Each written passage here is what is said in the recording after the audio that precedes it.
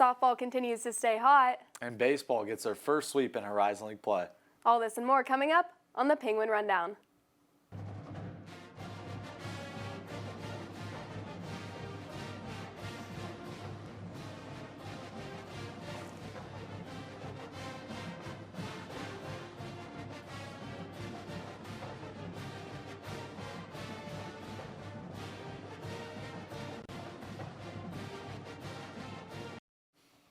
Welcome into the Penguin Rundown. I'm Monica Kurjan alongside Richie Giuliano.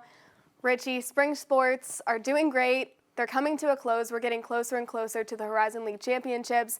Men's and women's golf is participating this past week. What are your thoughts so far? Yeah, I mean, our spring sports are really starting to heat up right now. I mean, we mentioned in the tees, baseball and softball are doing great things on the diamond. You talked about men's and women's tennis, which they're going to be playing in the Horizon League Championships as well. So overall, our spring sports are playing really well. And we have to mention track and field. You know, they're very notorious for winning big at the Horizon League Championships, so that will be coming up in the next couple of weeks as well. But you're going to get us started with some baseball. The baseball team recorded their first Horizon League sweep of the season with a 4-game weekend series against the Oakland Golden Grizzlies. In game number 1 of the series, the Penguins erased a 3-run deficit to take a walk-off victory on an RBI single by Turner Graw. In Game 2, the Penguins scored 12 runs on 15 hits and won Game 2 by a final score of 12-6. In Game number 3, the Penguins came from behind once again as Dominic Bucko hit an RBI triple in the 9th inning to tie the ball game up at 3, and then the following batter, Blaze Glenn, ripped a single into center field, scoring Bucko, and the Penguins would win the ball game 4-3. This is the 3rd walk-off of the season for Youngstown State, with all 3 of them coming from Eastwood Field. Now, in the series finale on Sunday, the Penguins' bats exploded for 18 runs on 12 hits. Blaze Glenn once again led the Gwins with 6 RBIs and was 3 for 6 at the dish. Blaze Glenn hit a 3-run home run in the 1st inning to get things rolling for the Penguins, and YSU would sweep the Golden Grizzlies this past weekend and will now travel to Chicago to take on the UIC Flames in another 4-game series. Visit YSUsports.com for the live updates. The softball team took the short trip to Robert Morris over the weekend for a 4-game series. On Friday, the Gwins split the day with the Colonials, winning the first game 3-0 and dropping the second game 6-5. In the 3-0 win, junior Ellie Buffenbarger pitched a 2-hit complete game shutout and tied her career high with 13 strikeouts. Freshman Jillian Jaxie and junior Nikki Sabini both hit solo home runs. In Friday night's loss, the Gwins battled it out, taking the game to extra innings, but fell short by 1 run. Freshman Avery Schumacher's bat stayed hot as she went 2 for 3 with 2 RBIs. On Saturday, the Gwins were back in action with another doubleheader against the Colonials. YSU split the day again to ultimately split the series with Robert Morris. In the first game of the day, the Gwins won 3-0. Buffenbarger threw her 2nd consecutive shutout with 4 scattered hits in a complete game. Junior Yasmin Romero went 2 for 4, and Sabini extended her hitting streak to 17 games. Senior Maddie Lusk hit her 5th homer of the season to give the Gwins an insurance run. In the nightcap, the Penguins fell 3-2, taking it to extra innings once again. The softball team improves to 29-11 overall and 22-6 in the Horizon League. Up next, the Gwins play their final regular season home games as they host Cleveland State April 30th and May 1st. The men's golf team competed at the Horizon League Championship this past weekend at the Boilermaker Golf Complex in West Lafayette, Indiana. On Sunday, Youngstown State collectively scored a .307 following round 1, putting them in 6th place. Leading the Gwins was senior Ken Keller as he tied for 7th place, scoring 1 over par with a 73 that included 9 pars and 4 birdies. 3 players behind Keller tied for 24th, 30th, and 33rd place after the first round. Then on Monday, the Gwins fell to 7th place after shooting a round score of .309, just 4 strokes shy of 6th place. Once again, Ken Keller led the team with a second round 79 with 10 pars this time and 2 more birdies. Keller tied for 21st on the day, while junior Brian Corduple tied for 25th with 12 pars and a birdie. Other Gwins are also tied for 31st and 33rd place. For results on the final day of the championships, you could go to YSUsports.com. The Youngstown State women's golf team competed at the Horizon League Championship this past weekend. On Sunday, senior golfer Caitlin Shutt set a new league championship single-round scoring record with a 5-under par 67 in the first round. Shutt's performance helped the Penguins post a first-round score of .296 to hold a one-stroke lead over Green Bay. She is the only golfer in YSU history to shoot multiple rounds of 67 or below. Junior Puthita Conrudi was tied for 6th. She shot a 1-over par 37 on the front 9 as she made par on each of her first 7 holes. Conrudi finished the round strong by making par or better on 5 of her final 6 holes as she shot 2 over par on the back 9. On Monday, Shutt fired a 1-over par 73 in the second round to hold a 3-stroke lead over IUPUI's competitor. Shutt's second round 73 featured 11 pars, 3 birdies, and 4 bogeys. Puthita Conrudi carded a 2-over par 74 on Monday, following an opening round 75 to sit in 5th place with a 2-round total of 149. The Penguins tied for first place with IUPUI after posting a second round 302. The third and final round of the Horizon League Women's Golf Championship took place Tuesday morning at the Ackerman Allen course at Burke Boilermaker Golf Complex. Be sure to visit YSUsports.com for more updates.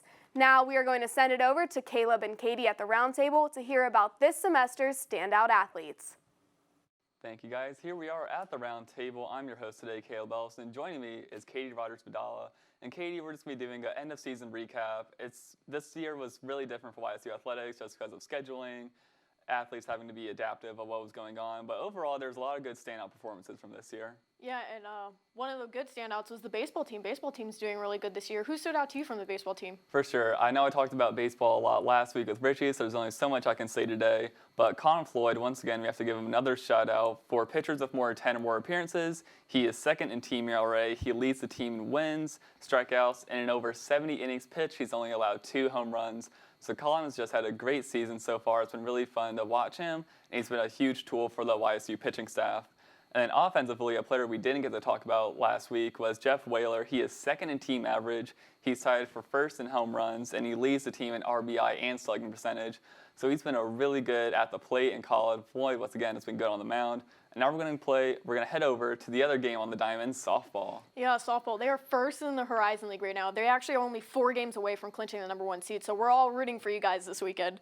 But other than that, the best batter that I had that stood out was Nikki Sabini. She leads the team in almost all of the batting percentages. She has a batting average of .357. She has 6 home runs, 34 RBIs, 41 hits, and 12 doubles. She also earned Nike Horizon League Batter of the Week honors, but because of her contribution, YSU is second in the Horizon League in hits, RBIs, and runs scored. But now at the standout pitcher side, I have Ellie Buffenbarger. She has a 2.3 ERA. She has 18 games. She has started all of those games. She has 15 wins and 3 losses.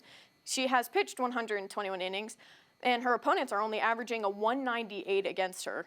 But like Sabini, she also earned a Horizon League honor as Pitcher of the Week, and in the Horizon League standings, Ellie is first in opponents' batting average, innings pitched, and batters struck out. But speaking of strikeouts, she's actually ranked second in YSU history right now with 400 career strikeouts.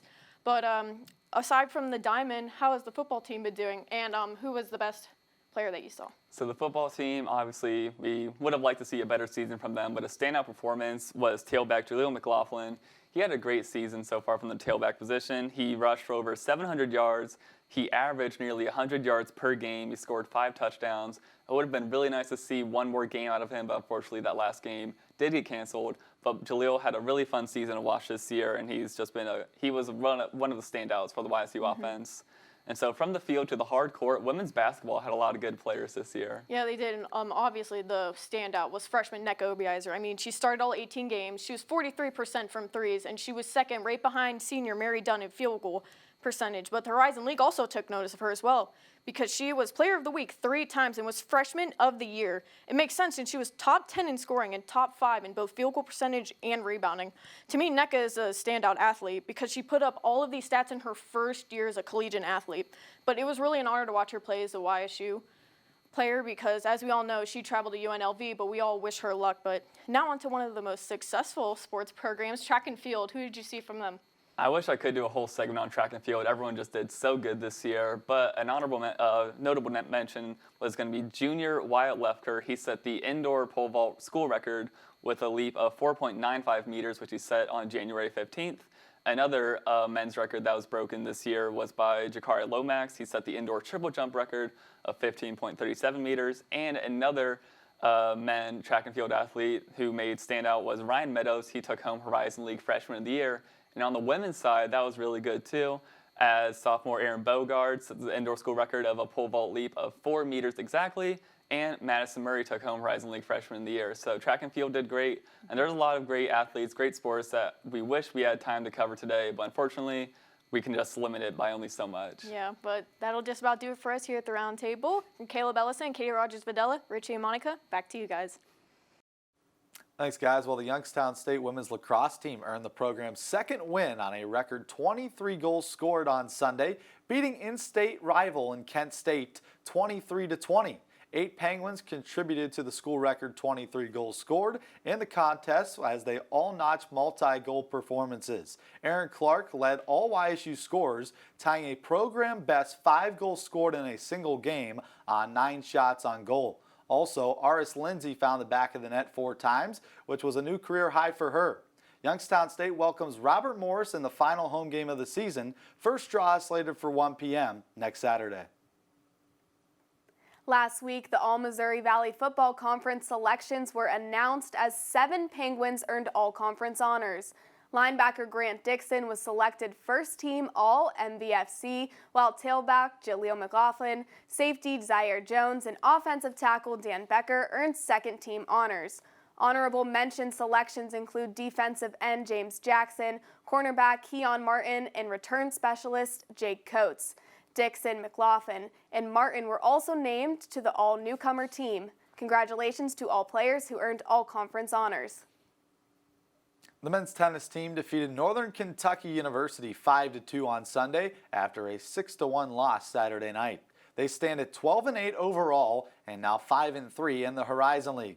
Vasilis Vardakis and Eric Gran won the #1 doubles point, and the team won all 3 singles matches. The team closes out with its final home game of the season against Northern Kentucky for the Horizon League Championship on Sunday at 3 p.m. The women's tennis team finished their regular season last weekend with a close match, losing 4-3 against Northern Kentucky University. The Penguins finished the regular season 15-9 overall and were 8-2 in Horizon League matches. YSU had 2 wins in doubles play and 1 in singles against NKU. However, it was not enough as the Norse came back from a 3-point deficit to secure the win. The Penguins will travel to West Lafayette, Indiana this Saturday to compete in the Horizon League Championships. YSU will be the 2nd seed and their first match will be against 3rd seed Milwaukee. First serve is set for 11 a.m. The YSU track and field squad took on 3 meets in one weekend. YSU Penguins were competing at the Drake Relays, the Hillsday College Relays, and the Ashland Alumni Open. Star performances include senior Colin Hardin's victory in the 400-meter hurdles at Drake University, while junior Derek Bassinger secured the gold at the Hillsdale College Relays in his event, the men's 5,000-meter run. Saturday, the Penguins stepped up for the 2nd day of the Drake Relays, as well as the Ashland Alumni Open, as 5 were victorious in their individual events, including Nia Williams-Matthews in triple jump and Jessica Stever in long jump. Cambry Campbell and Noah Drudy both won the men's and women's javelin throw, and Lauren Sheehan was first in shot put. The work won't stop for the men's and women's track teams as they prepare for the upcoming competition this summer. YSU will host the Horizon League Outdoor Championships at Farmers National Bank Field. Come out to support your fellow Penguins at home May 7th through the 9th. Now it's time for our play of the year, and we will send it over to Kyle Phelps, who has more. Thanks, guys. So this week's Penguin Play of the Year is brought to you by Garrett Covington and the men's basketball team. Let's check it out. So as you can see, it's a tie game, 72-72 with around 8 seconds left. Nasri dribbles the ball. Garrett Covington starts his backdoor cut, and he just flips right to him. Garrett Covington puts it up for the Penguins win. 74-72 right at the buzzer. And as you can see on the second take, all the defenders are looking at him, letting Covington slip right past for the easy bucket. Congratulations to all the YSU athletes and teams this season, and back to Richie and Monica. That does it for us here this semester at the Penguin Rundown. For news, highlights, and more, be sure to check out ysusports.com and follow us on all of our social medias, Instagram, Facebook, and Twitter at Penguin Rundown 1. I'm Monica Kurjan. And I'm Richie Giuliano. See you next time, Penguin Nation.